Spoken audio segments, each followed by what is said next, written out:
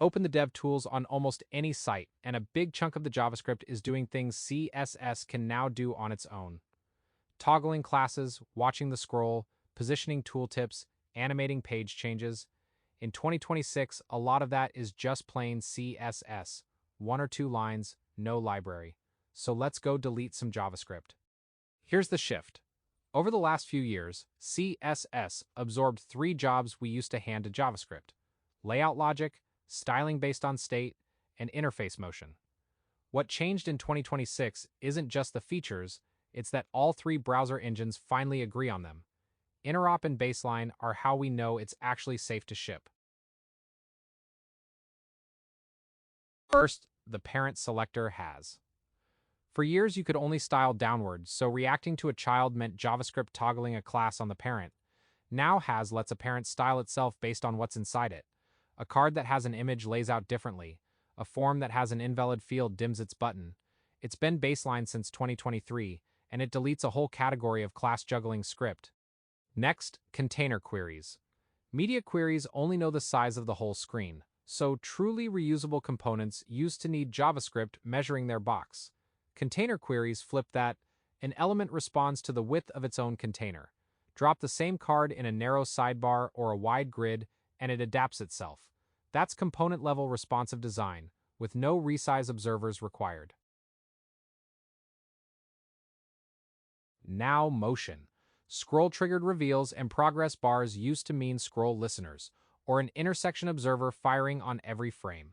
With scroll-driven animations, you link an animation straight to scroll position. Scroll tracks a scroll bar, perfect for a reading progress bar. View tracks an element entering the viewport, perfect for reveals.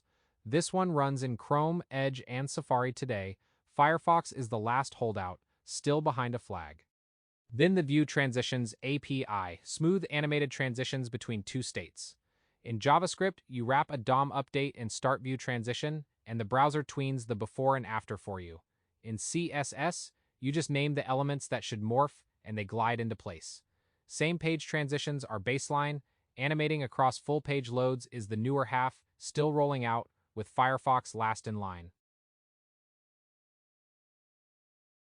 Tooltips, menus, and popovers have to follow their trigger and flip when they hit the edge of the screen.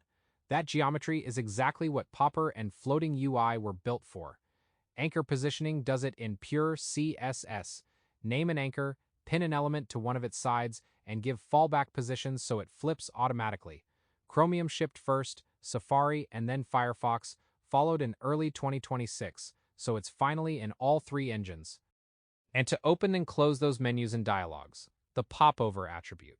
Add Popover to an element and a Popover target to a button, and the browser handles showing it, hiding it, closing on click outside, and the top layer.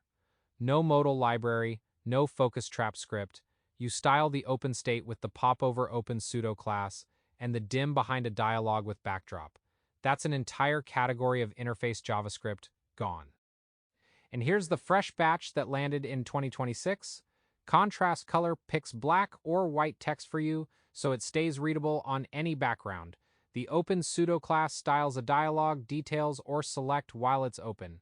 Active view transition lets you style the page during a transition, and container style queries let a component react to a custom property, perfect for theming.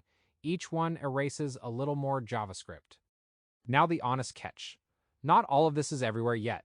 Scroll-driven animations are still behind a flag in Firefox. Cross-page view transitions are mid-rollout. Anchor positioning only just reached all three engines, so older browsers will miss it. The fix is old and reliable. Wrap the new feature in a feature query, ship a sensible fallback, and treat the fancy version as a bonus. Progressive enhancement, not all or nothing. Put it side by side. Everything on the left was a script you wrote, shipped, and maintained. Scroll handlers, observers, positioning libraries, transition frameworks. Everything on the right is the CSS that now replaces it. Same interface for the user, a fraction of the code, and a lot fewer dependencies in your bundle. So here's your cheat sheet for what to delete.